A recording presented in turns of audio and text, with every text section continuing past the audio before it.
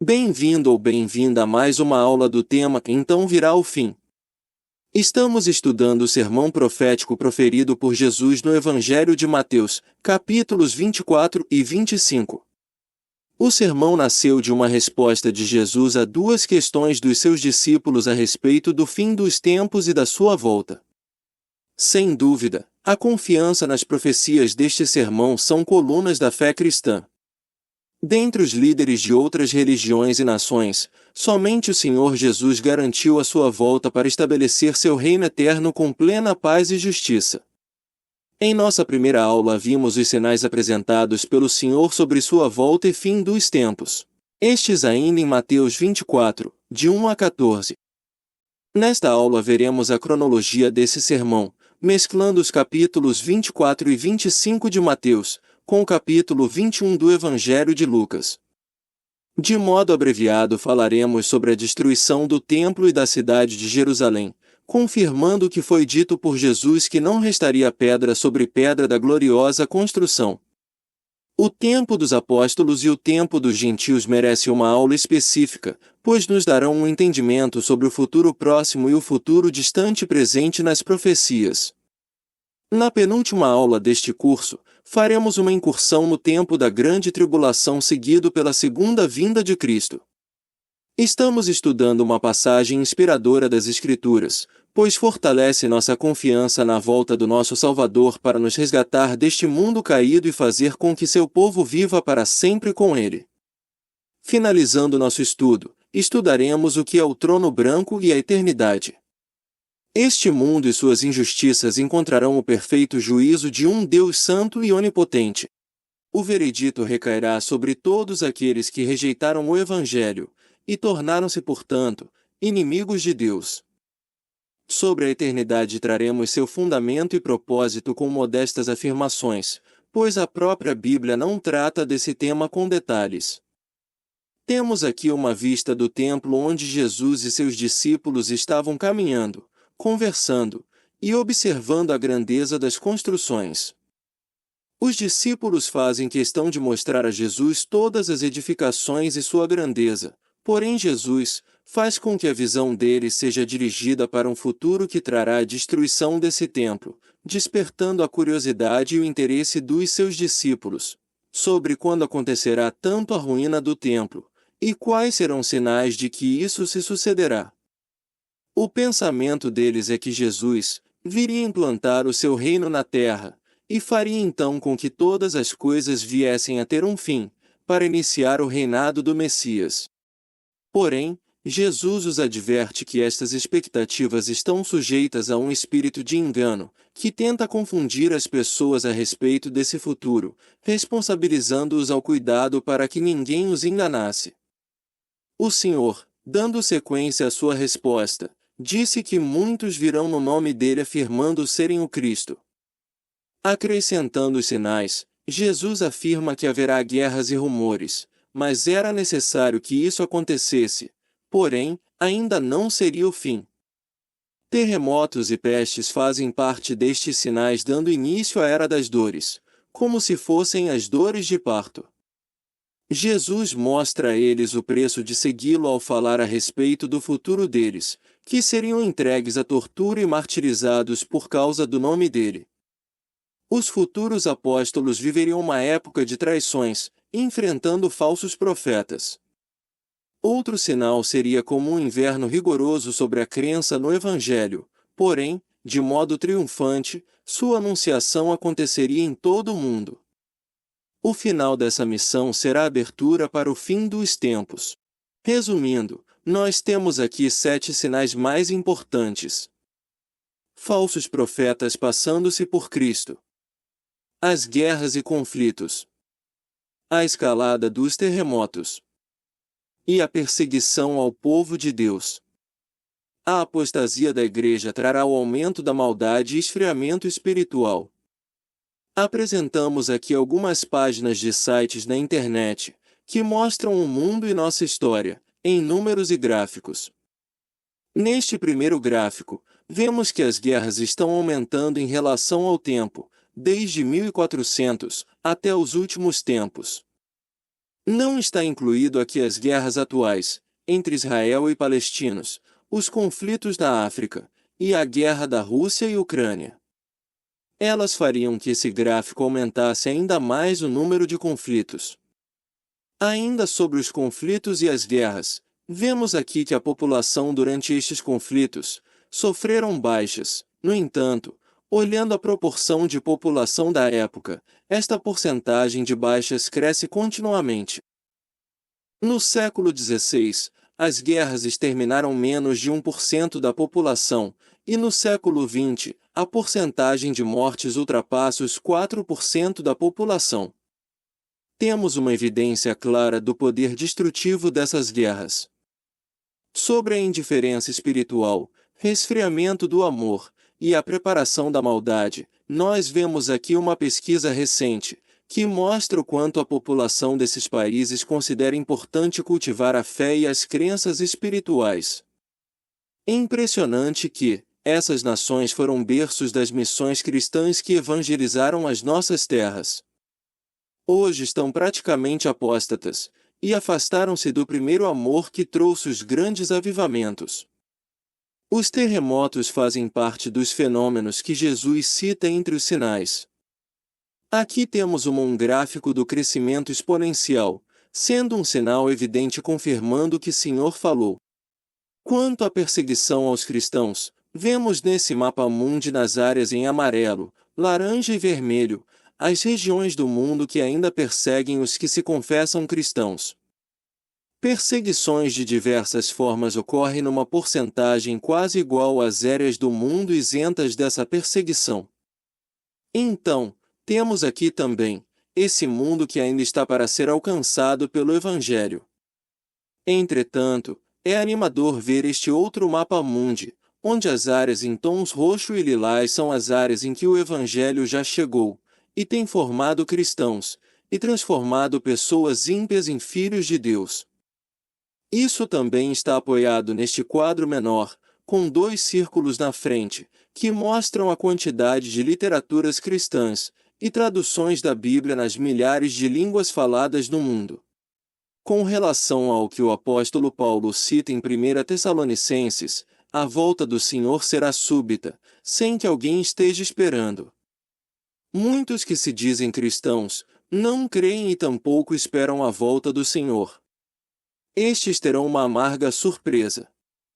Ainda neste texto, vemos que haverá uma proclamação de que o mundo vive em paz e segurança, porém, o apóstolo diz que, então sobrevirá a repentina destruição, quando estiverem seguros a respeito da paz e segurança.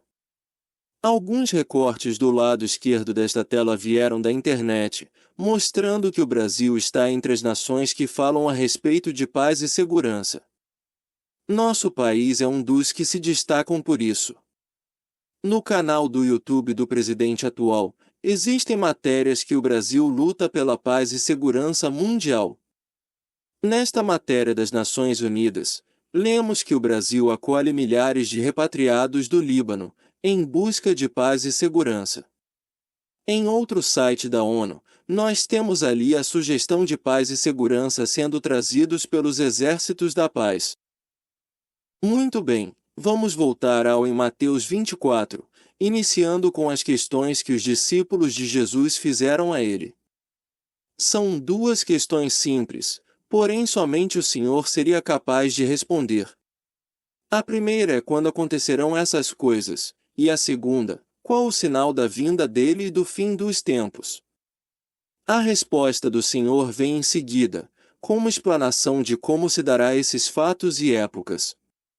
No verso 5 de Mateus 24, ele disse que muitos virão em seu nome, dizendo serem o Cristo, e a muitos enganarão. Ouvirão falar de guerras, porém não deveriam se perturbar, porque é forçoso e necessário que isso acontecesse, mas ainda não seria o fim. Se levantará nação contra nação, e reino contra reino, e haverá fome, e terremotos em vários lugares. Mas todas essas coisas são apenas o princípio. Por muito menos destes sinais, dizemos que o mundo está no fim. É uma ingenuidade nossa, pois o Senhor deixa claro que é o início de um tempo de dores que precederá o fim, e é necessário que seja assim. Ou seja, o Senhor é o soberano, e quem faz a história e as nações. Os governos e os governantes são guiados pelo propósito de Deus, que é produzir glória ao nome dele, trazendo justiça e salvação aos que se rendem ao seu chamado. Portanto, ele quer mostrar aos seus discípulos e a nós, que estamos sendo esclarecidos, ou melhor avisados por estas placas no caminho. Na estrada da história, elas estão indicando que o fim está por começar. Agora vamos usar a passagem de Lucas 21, que é o mesmo sermão de Mateus 24. Porém, o evangelista Lucas registra os fatos com uma certa ordem do tempo, mencionando assim coisas que não foram descritas pelo evangelista Mateus. Com isso, temos mais informações para formar uma visão mais completa desse sermão. Então, em Lucas 21, a partir do verso 10, nós encontramos os mesmos sinais de Mateus 24, que são o enfrentamento entre as nações, combinando com grandes terremotos em vários lugares, pestes e fomes, e coisas espantosas e grandes sinais no céu. É interessante observarmos essa parte destacada, no verso 12, antes de todas estas coisas. Aqui temos um marco fazendo separação, e colocando uma ordem no tempo. Ele diz, antes de todas estas coisas. Quais coisas? Nação contra nação, terremotos, grandes espécies de fome, enfim. Então, antes disso, os discípulos e futuros apóstolos serão levados às sinagogas e aos cárceres.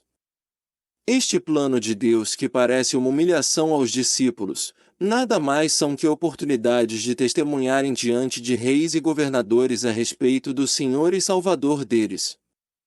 Serão arautos da morte, da ressurreição e da volta do Senhor Jesus. Portanto, nesse quadro, iniciando as nossas imagens, nós vemos esse tempo acontecendo em primeiro lugar. Ele está destacado abaixo da chave em vermelho. Antes de tudo isso acontecerão aquelas coisas, e isso está confiado aos apóstolos. Porém, nós vemos aqui ainda, em Lucas 21, quase uma repetição do que o Senhor disse em Mateus 24, mas há um detalhe. Aqui é um ponto que precisamos prestar atenção. No final desse texto, o Senhor disse que muitos dirão que chegou o fim dos tempos. É fato que isso já existiu. Existe e continuará existindo pessoas que querem se passar por profetas, ungidos de Deus. Mas tudo isso deve ser desprezado, conforme diz o Senhor. Então, é interessante notar que, apesar desse anúncio tão claro, ainda muitos caem nesses embustes. Temos que prestar atenção no que o Senhor disse, que é necessário que, primeiro aconteçam essas coisas, ou seja, as guerras, as mentiras e os enganos. Então, por ser necessário, nós precisamos ter sabedoria, e não sermos ingênuos, imaginando que as guerras chegarão ao fim, e haverá na terra uma vida tranquila e segura como muitos buscam. Pode ser que até aconteça, mas isso não fica claro na fala do Senhor.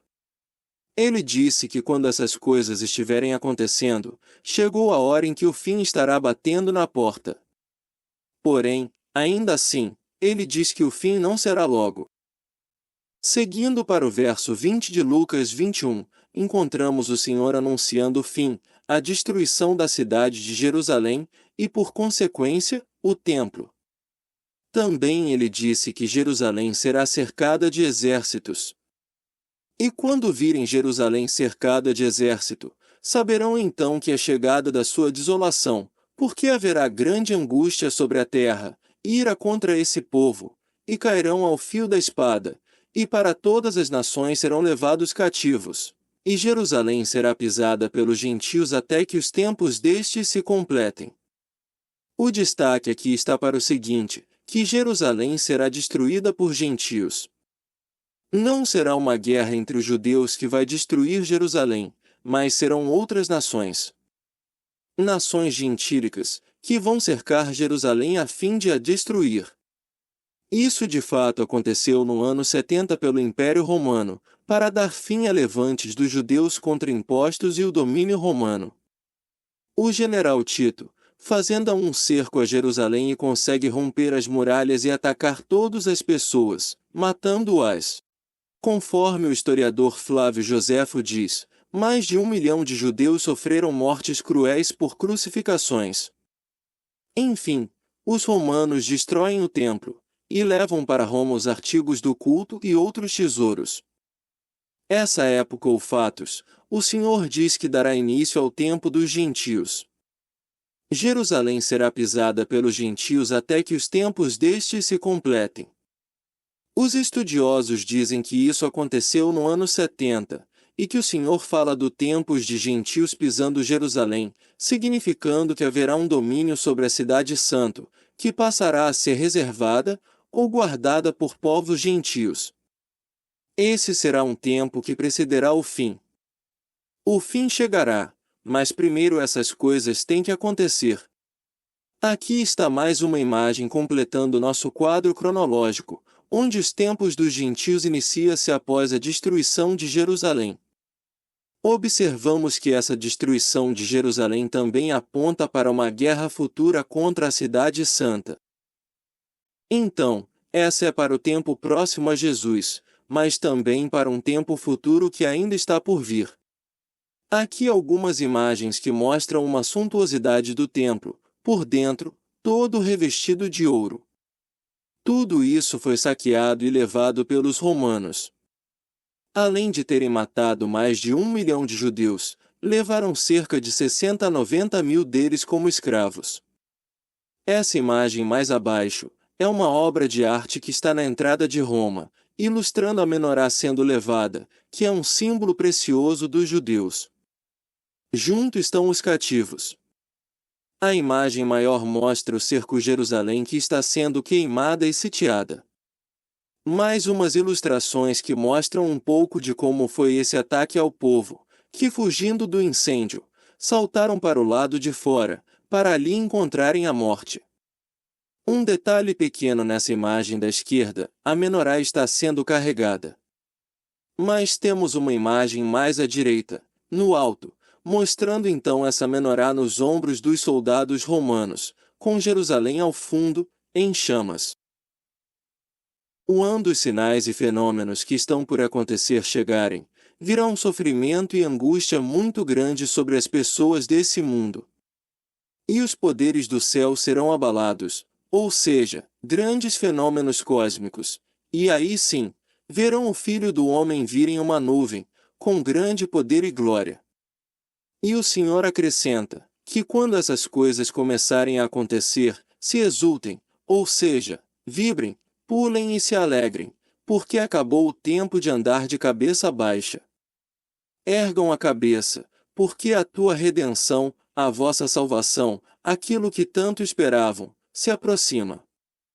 Assim, esse último quadro da cronologia de Mateus 24 mostra estes sinais da sua vinda, durante um tempo de muita angústia e sofrimento, que é conhecido como a Grande Tribulação, dividido em 2 tempos de 3 anos e meio, e sendo assim, o tempo que vai preceder a vinda gloriosa e triunfante do Senhor Jesus, para vindicar aqueles que nele creem, que o confessam como Senhor e Salvador, dando assim início às eras do milênio e eternidade. Entre o milênio e a eternidade, haverá um tribunal chamado de Trono Branco. Uma observação. Esse tempo do milênio tem pelo menos 3 interpretações, pois muitos creem que esse milênio já aconteceu, outros creem que estamos no milênio, e outros creem que esse milênio está por acontecer a partir de uma leitura literal de Apocalipse. No entanto, o tempo desse milênio não é o foco do nosso estudo. O importante é que isso não interfere na nossa salvação. Inclusive, a volta do Senhor está aqui representada com apenas um episódio, e não 2, como pensam os adeptos do arrebatamento secreto dos crentes, com Jesus dos ares. Na imagem temos apenas um ponto na história com o Senhor Jesus voltando. Esse é um ponto de vista de muitos estudiosos que ensinam que não haverá um arrebatamento secreto antes da grande tribulação, pois acontecerá apenas uma vinda do Senhor Jesus, para lutar e vencer os seus inimigos, dando assim a vitória dele aos que creem nele. Também, isto é uma visão cujos adeptos têm firmes bases para ensinar que a Igreja passará pela tribulação, e encontrará o Senhor no final desse tempo. Aqui temos mais um ponto que não interfere na nossa salvação. É apenas para dar conhecimento aos irmãos que existem estas visões a respeito vinda do Senhor. Para finalizarmos esta aula, Mateus 24 completa mais alguns detalhes com algumas informações a respeito desses tempos que Lucas 21 apresenta. Então, o tempo dos gentios estará terminando quando o princípio das dores se manifestar, mas ainda não é o fim. Então haverá falsos cristos, guerras, rumores de guerras, terremotos, fome, e as pestes de uma maneira exponencial, não como tivemos uma pandemia de 2 anos e depois tudo volta ao normal. Serão eventos críticos e agudos, que precederão a grande tribulação, finalizando assim o tempo dos gentios, iniciando esse período final de 7 anos, que também veremos com mais detalhes quando passarmos pelo profeta Daniel. Então, recapitulando, iniciamos aprendendo sobre os sinais da vinda de Cristo e do fim do mundo, e depois a cronologia do sermão profético de Mateus mesclado com Lucas 21, e um pouco sobre a destruição de Jerusalém. Na próxima aula teremos um pouco mais informações sobre essa destruição, e sobre o tempo dos apóstolos. O fim do tempo dos apóstolos dá início ao tempo dos gentios, com Jerusalém sendo pisada por estes. Nós veremos um pouco mais sobre esse tempo, um tempo importante que é quase um parênteses que o Senhor coloca na história, para que o relógio cronológico do fim dos tempos marque suas horas finais com a segunda vinda, o trono branco e a eternidade. Finalizamos aqui esta aula, que sem dúvida nenhuma, trata-se de um tema que todo cristão deveria não apenas se interessar, mas conhecer, para se fortalecer e anunciar o Rei Jesus com autoridade e com o poder da sua palavra. Obrigado por assistir até aqui. Nos encontraremos na próxima aula. Que Deus te abençoe.